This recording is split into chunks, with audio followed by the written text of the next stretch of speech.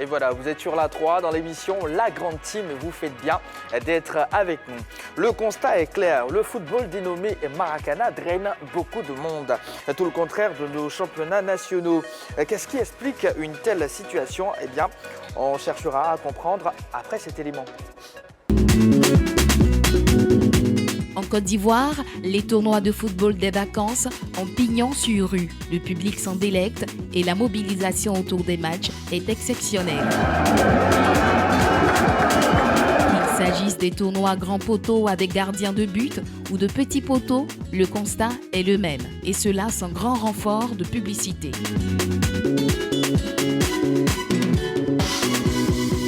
L'ouverture de la saison sportive n'a pas changé la donne. Bien au contraire. En termes d'affluence, le Maracana dame le pion aux championnats nationaux. Le très populaire Tchin-Tchin en est une preuve parmi tant d'autres. Jonathan Morrison, l'initiateur principal de cette compétition, a réussi à drainer du monde. Depuis le début, le public a garni les travées, créant une ambiance de folie autour des matchs.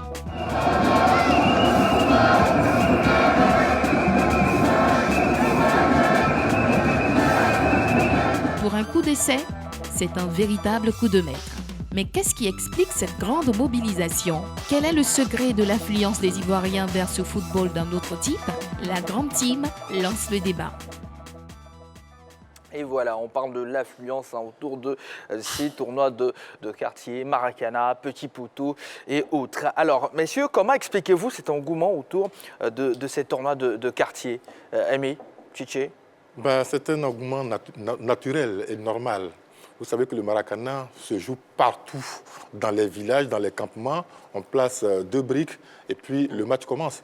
C'était notre nourriture, ça, en fait, parce qu'on n'avait pas la possibilité de trouver souvent les grands poteaux. Donc, tout le monde connaît le Maracana, ce qu'on appelle Maracana. En réalité, c'est petit poteau. Et donc, ça a toujours drainer du monde. Ça a toujours drainer du monde. Parce que j'ai failli dire que tout le monde peut jouer au Maracana. Tout le monde peut jouer au Maracana pour s'occuper les dimanches, etc., etc. Mais le truc ici, c'est qu'il y a un garçon qui s'appelle Jonathan Morrison. Jonathan Morrison qui a été snobé par certains Ivoiriens et qui a été adopté par la majorité des Ivoiriens. Et quand on sait qu'il a su organiser son affaire, en guillemets, parce que quand Koumassi joue contre Yopougon, c'est tout le quartier qui vient. Les gens, les supporters ont été transportés quelquefois dans des cars, j'allais dire les équipes ont été transportées dans des cars luxueux pour les amener sur les lieux de la compétition. Les gens veulent vivre cet événement. C'est ça, c'est la façon pour les Ivoiriens d'accompagner ce garçon en qui beaucoup de personnes n'avaient pas confiance. D'accord, je vais lui demander. Écoutez, je pense que le Maracana, le petit poteau, c'est la tradition. On a tous joué au Maracana, on a tous joué au petit poteau quand on était plus jeune. Voilà, je suis allé donc c'est vraiment dans l'ADN du jeune Ivoirien. Et puis là, même quand tu regardes, il ne faut pas aussi oublier qu'il y a le spectacle aussi là-bas. Il y a du spectacle. Je me souviens comme ça, le tournoi Zébier à la Selmer, drainait du monde aussi. À l'époque, drainait du monde parce qu'il y avait du spectacle.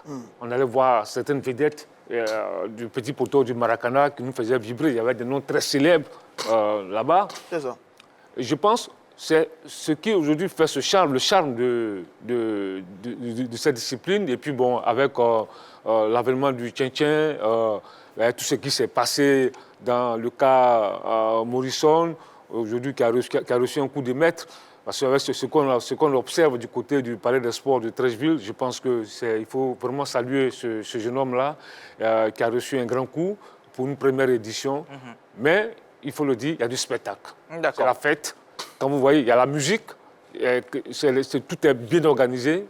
Je pense que, franchement, il faut encourager ces jeunes-là. D'accord. Roger Ballot, vous allez réagir. En attendant, bien sûr, on va suivre. Hein. Les sportifs ivoiriens qui ont bien voulu réagir naturellement sur le sujet, on suit. Les jeunes aiment beaucoup regarder les freestyles pour les plaisirs.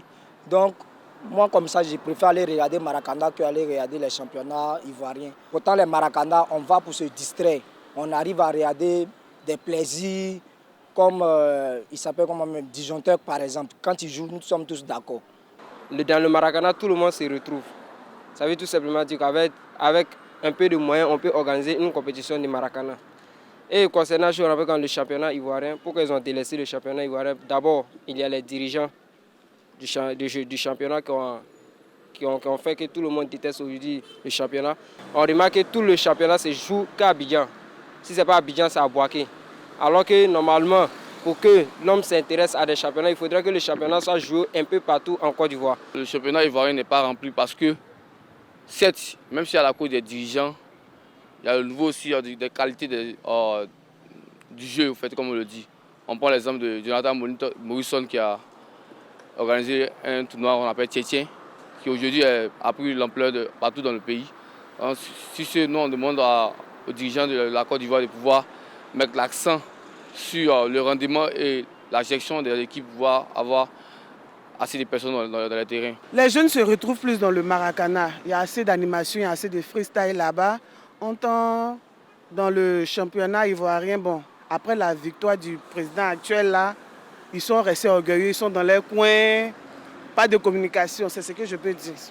Aujourd'hui, si le Maracana attire plus d'hommes que le championnat de football ivoirien, c'est dû à plusieurs raisons. Et la principale raison même, c'est la passion que le Maracana donne aux Ivoiriens. Il faut dire que les Ivoiriens, en majorité la jeunesse, depuis les bas âges, on a tendance à jouer au foot petit poteau dans les quartiers et autres. Mais aujourd'hui, avec par exemple Jonathan Morrison, nous avons vu ça au Tchétchén ici. Et aujourd'hui au Parc des Sports de 13 juillet. Voilà. Alors, Roger, je me tourne vers vous. Ces intervenants-là ont touché quelques points essentiels, bien sûr. Oui, je veux dire, on va parler de qualité, qualité du jeu, de championnat qui se joue seulement à Abidjan, sinon Bouaké ou Gagnoa. Mais ça reste vraiment restreint.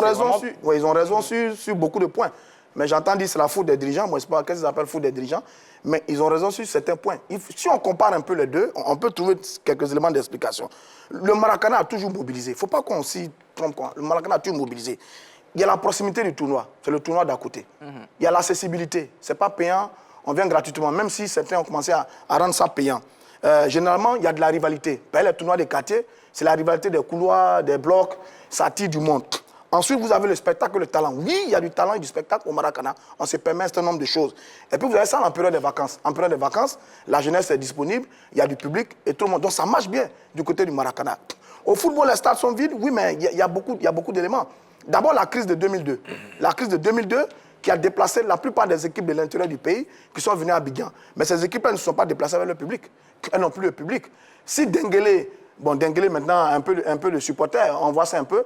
Mais je prends Asie. Asie joue contre Korogo à Abidjan. Ben, c'est difficile de trouver un public. Donc, le déplacement des équipes est un élément.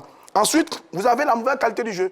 Il n'y a plus de génie à l'époque de Kiki Aimé. Quand vous allez au terrain, mais vous allez voir Boulaye Traoré, vous allez voir Magui Saint-Jalin, vous allez voir une détente de Joël ou bien, comment il s'appelle, Lago Patrice. On n'a plus ça.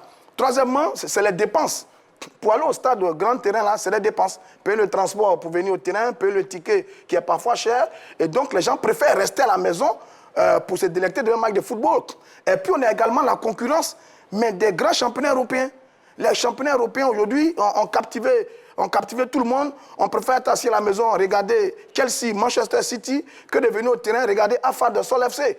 Voilà, donc c'est tout fait. Voilà, c'est ces éléments-là réunis qui font qu'aujourd'hui, le championnat national est en difficulté en raison de la défection du public. Bon, maintenant, qu'est-ce qu'on doit faire? Bon, la réflexion va être menée par les dirigeants et autres et les présidents des clubs. Mais j'avoue que, fatalement, nous tous aujourd'hui, on est devenus tous supporters des clubs européens et on a quasiment abandonné nos clubs locaux. C'est un peu dommage, mais aussi c'est l'une des tristes réalités. Oui, je pense que l'une des solutions à cela, il faut pouvoir trouver des moyens de faire du spectacle. Par exemple, pourquoi pas des concerts live avant les organisations, avant le début des matchs. C'est quelque chose qui peut attirer les Ivoiriens. On sait que les Ivoiriens sont friands de tout ce qui est culture, de tout ce qui est show. Donc, à défaut d'avoir du spectacle que les sportifs vont nous offrir, on peut, pourquoi pas, allier les matchs de football et concerts live en début de retransmission. Je pense que ça se fait sur certaines sphères internationales. Donc, au niveau de la Côte d'Ivoire, je pense que c'est l'une des propositions, en tout cas, c'est ma proposition, pour essayer, pourquoi pas, de créer une certaine forme d'attractivité, parce qu'on ne peut rien contre l'exode des meilleurs joueurs locaux vers l'Europe, parce qu'on leur propose mieux en termes de salaire, en termes de conditions d'évolution. Donc, on n'y peut rien contre ça. Donc, je pense que pour pallier à cela, on peut trouver l'autre moyen de créer du spectacle sur les stades. Je lui ai demandé, ça, c'est la solution de Ballot. Oui, je pense que, d'abord, il faut retenir une chose. Un match de football, ça doit avoir du spectacle. Le supporter qui va au stade, il va voir un spectacle. Et lorsqu'il n'y a pas de spectacle, mais forcément, les mecs, ils ne viendront pas. Parce que cette affaire de stade vide, ce n'est pas une affaire de tien-tien où ça date depuis 2002. Très longtemps, ça. Depuis près de 20 ans, les gens ont abandonné les stades. Absolument. Moi, je me souviens très bien, quand nous, on débutait, la SEC jouait, ou l'Africa qui joue mercredi au Félicia, c'est 45 000 spectateurs. Contre l'AS Oumé de Bonitra, c'est 45 000 spectateurs. Mais après 2002, mais c'est fini. Les gens ont disparu avec la crise post-électorale. Les gens sont partis.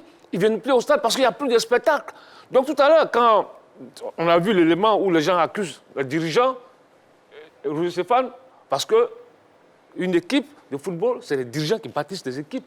C'est eux de bâtir, d'aller chercher, je ne dis pas en griffe, l'oiseau rare, de bons joueurs pour produire des spectacles. Ce n'est pas la fédération non, c'est le dirigeant. Oui, mais je dis dans le débat, le dirigeant assemblée dit responsable de la fédération après la victoire. Non, moi on ne va pas faire de polémique. Voilà, s'il vous plaît, messieurs. Donc je pense que... Vous allez faire ça à l'heure des catcheurs. Merci beaucoup. Voilà, oui. Je pense que c'est important de...